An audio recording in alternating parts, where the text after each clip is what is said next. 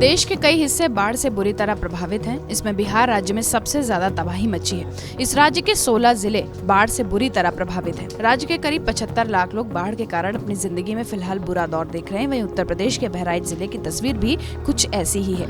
यहाँ नेपाल से छोड़े गए पानी से बहराइच जिले की 3 तहसीलों में बाढ़ की स्थिति काफी गंभीर होती जा रही है। घाघरा नदी के तटवर्ती 80 से अधिक गाँव में बाढ़ का पानी घुस गया है। बाढ़ से हालात इतने खराब हैं कि घाघरा नदी एल्गिन ब्रिज पर खतरे के निशान से काफी ऊपर बह रही है। घाघरा की लहरें बढ़ते जलस्तर के कारण विकराल होती जा रही हैं और लगभग 1 दर्जन से अधिक संपर्क मार्ग जलमग्न हो गए हैं और कई गांवों का संपर्क तटबंधों से पूरी तरह टूट गया है। वहीं बाढ़ पीड़ितों ने अपना दर्द बताते हुए कहा कि कई दिनों से हमारे घरों में बाढ़ का पानी भर गया है, जिससे हमें काफी दिक्कतों का सामना करना पड़ रहा है। अधिकतर घर छप्पर और फूस से बने हुए हैं। इनमें भोजन बनाने के लिए राशन के साथ साथ स्थान की भी समस्या है कि हम कहाँ बैठकर भोजन बनाएं। छोटे छोटे बच्चों को लेकर कहाँ जाएं, चारों तरफ पानी ही पानी है। बाढ़ से घिरे ग्रामीणों ने बताया कि अभी तक शासन और प्रशासन द्वारा किसी भी प्रकार की राहत सामग्री नहीं दी गई है।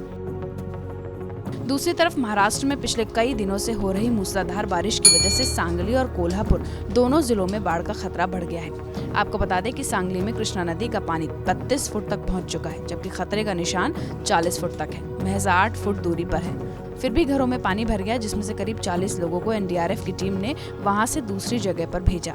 और यही हाल कोल्हापुर का भी है, जहां पर पंचगंगा नदी में बाढ़ आ गई। नदी के किनारे बसे लोगों को स्थानांतरित किया जा रहा है। हालांकि प्रशासन सजग है, एनडीआरएफ की टीम पूरी तरह से मुस्तैद है।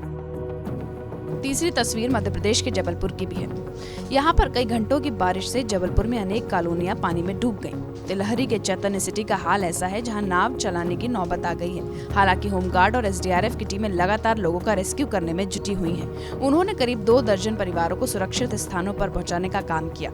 आपको बता दें कि बारिश के मौसम में चैतन्य सिटी में लगभग हर साल बाढ़ के ऐसे ही हालात बनते हैं। हालांकि अब बारिश रुकने के बाद धीरे धीरे हालात सामान्य हो रहे हैं।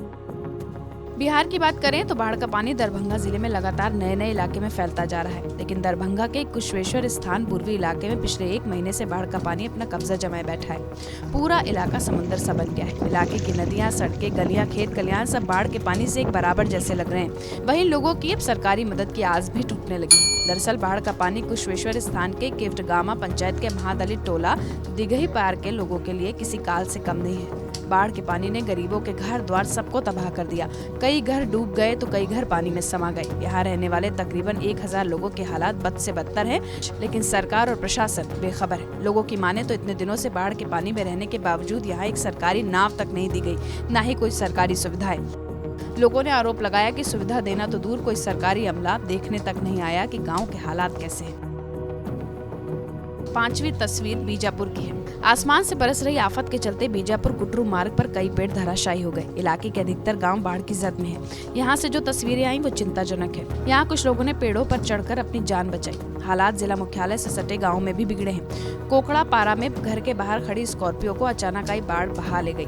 वाहन को सुरक्षित निकालने में वाहन मालिकों को काफी मशक्कत करनी पड़ी।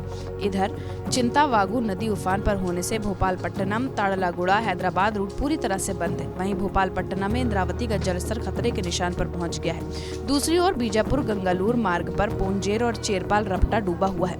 नतीजतन इस तरफ बसे दर्जनों गाँव टापू में तब्दील हो गए हैं। लोगों की बेबसी का अंदाजा इसी बात से लगाया जा सकता है कि बिजली और नेटवर्क ठप होने से प्रशासन को अपनी परेशानी बताने में भी वे सक्षम नहीं है।